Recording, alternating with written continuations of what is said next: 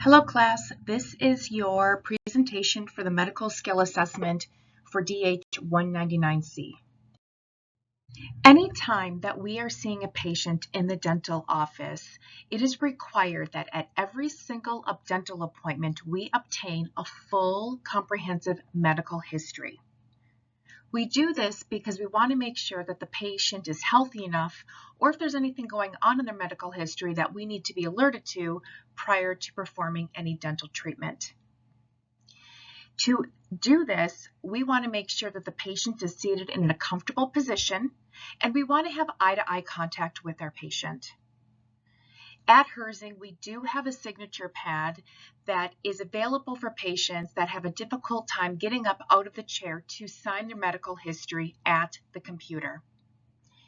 If you choose to use the signature pad, this would need to be plugged into the computer prior to opening up EagleSoft. Once the medical history is obtained, please make sure that when your instructor comes over that you introduce your patient to your pod instructor. This enhances professionalism and respect for the instructor and for your patient. Once you have navigated through EagleSoft and you've gotten to the patient's medical history, we are going to start the interviewing process. We do this through the questionnaire. This questionnaire will walk you through exactly what we want to know from your patient. Couple things to take note. When it asks, is the patient under a physician's care now? If the patient is on any prescribed medication, they are under a physician's care. Ask them if there's been any hospitalizations or any major surgeries. We're looking to see if there's been any major surgeries to the heart or to the limbs that has resulted in a joint replacement. Ask them if they're taking any medications. You can ask them if there's any tobacco use. Ask them if they have any allergies. So this is going to give you a really nice way to walk your patient through this questionnaire. As you scroll down on the page, you will see the following conditions. You will note on the upper right corner, there's this little box that says no to all. My recommendation would be is to click that box. Once you click that box, all of the conditions listed below will automatically turn to no. At this moment, you can ask your patient to review these to see if there's any of these conditions that they have. You can switch the individual condition to a yes. When you do that, the yes is going to turn red, and that's going to indicate that we need to be asking a little bit further information upon that condition. So for example, if the patient states they're diabetic, a couple questions we want to ask is, when was the last A1C taken? What was your A1C? Do you take your blood sugar on a daily basis? If so, what was it? Did the patient eat that day? And how are they feeling? If a patient states that they have high blood pressure, you can ask them following questions. When were you diagnosed? Is it controlled by medication? Do you take the medications as prescribed? So anytime that you are in a position and a patient says yes to a condition and you're not sure what questions to ask, the best question to ask is, when were you diagnosed? This will lead into a further conversation with the patient to have a better understanding of what's going on with that patient systemically.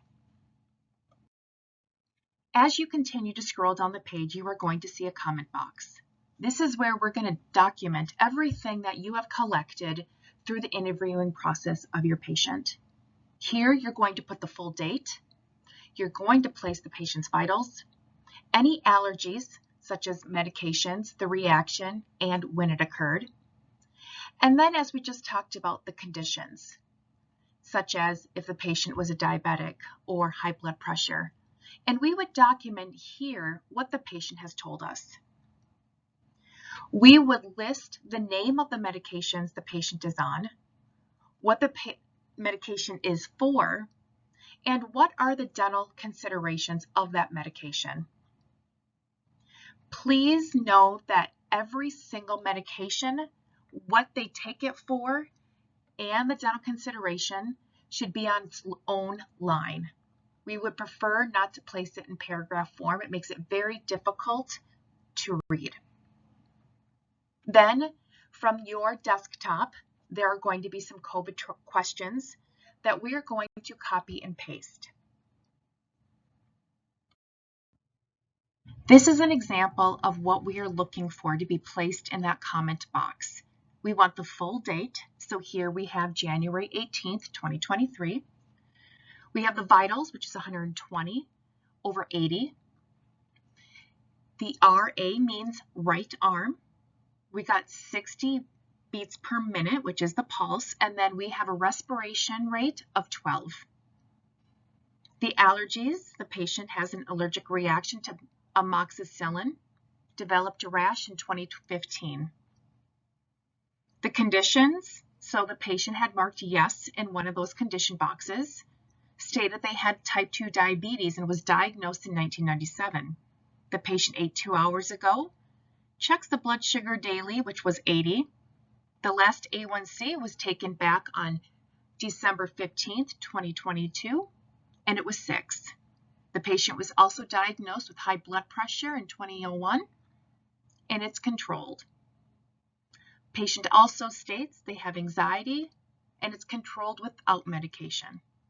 So we have a really good understanding of what's going on with the patient's systemic issues. Then we go into medications. The patient is on metformin. They're taking the metformin for the diabetes. The DC means dental considerations, and you're going to take the dental considerations directly out of your Vital Source drug reference book. And you can copy and paste that directly into this area. You'll go on to the next medication, Lexapro. They're taking it for anxiety. The dental consideration is xerostomia. Next one is concussion, 2020. Appendix removed, 2010. Patient is gluten-free. Patient uses smokeless tobacco. And then we copy and paste the COVID questions that are on your desktop in the clinic. The reason why it is so important to document the medications and what we're taking them for is because there are a number of medications that are on the market that are used for multiple purposes. For example, metformin, yes, is most commonly used for diabetes. However, it is also used for PCOS. Wellbutrin is a medication that can be used as a smoking cessation, but it's also an antidepressant. These are why it's important that we ask our patient, what are you taking the medication for? After you have completed your comment box and all of your information is in there, you're going to navigate through Eaglesoft to the memo. Here, you are going to enter in the patient's emergency contact. We want their name, the phone number, and the relationship to the patient. For in the instance that something does happen in the clinic, we want to know who to contact. We also want to know who the dentist is. Now, if the patient has not seen a dentist and they don't have a dentist on file, it is okay to write unknown. At Herzing University, it is required that a patient does obtain a comprehensive exam from a dentist every 3 years. So if we see a patient that hasn't seen a dentist, we will continue treatment, but then once the treatment is completed, we would refer the patient to a dentist to have that comprehensive exam completed. At that point, when the patient does return back to our clinic, we'll be able to fill in who the dentist is. For the dentist, if they have one, we want the name, the phone number, and address. If the patient is under a physician, we want to know the name, phone number and address. Again, if the patient is under medications, they should have a physician documented here. If the patient is not on any medications and they state that they're not seeing a physician, it is okay to say unknown. The hospital must be documented. Again, in a case of an emergency, we want to know where the patient wants to be seen. Many patients will say, well, just bring me to the closest hospital. This is the opportunity where you would need to go online and find out what hospital is closest to us. Again, we would need the location, the address, and the phone number. Once the information in the memo has been compiled and completed, then you're going to navigate through Eaglesoft to your patient's Smart Docs. What we are looking here for is making sure that the documents that the patient filled out is scanned into their chart. We are looking for the registration, we are looking for the authorization of treatment, and the HIPAA forms. Now, if your patient is a new patient, sometimes the front desk team gets very busy and they don't have the time to upload the documents right away. And this is okay. We just have to make sure that all documents are scanned in prior to the patient leaving the clinic. So if it's not scanned in at the time of your medical history, just let us know that. And then when we come back at the end of the appointment with your patient, we will make sure that those documents are properly scanned into the patient's chart.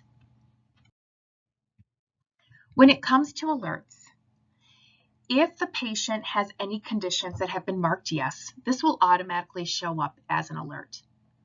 The alerts that we need to add will be the patient's staging, if there is a pre-med that needs to be done, or if there's a medical consult that needs to be sent out, or if we're waiting for it to return, or if there is a comprehensive exam that is needed prior to the patient returning to HU.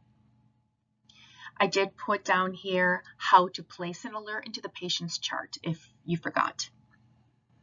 Please note that sometimes if it's a new patient, we may not know the periodontal stage yet, and that's okay.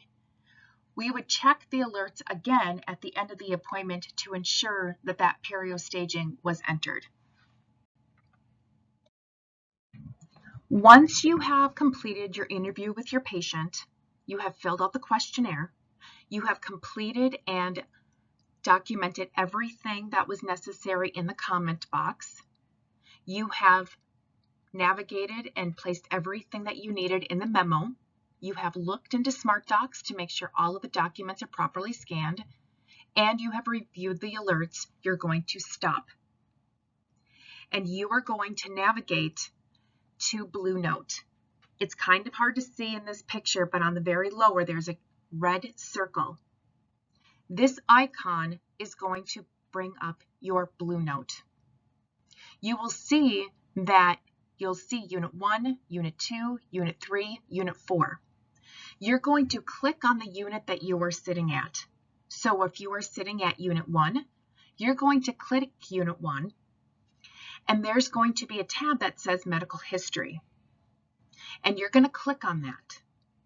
That is going to communicate to your pod instructor that you are ready for your medical history check. At this point, you are going to wait for the instructor to come over. You're going to introduce your instructor to your patient, and you're going to walk your instructor through the medical history. You're going to show them your comment box. You're going to show them your memo. You will show them your Smart Docs, and you will show them the alerts. Once this has been signed off by the instructor, then your patient can get up and sign the box.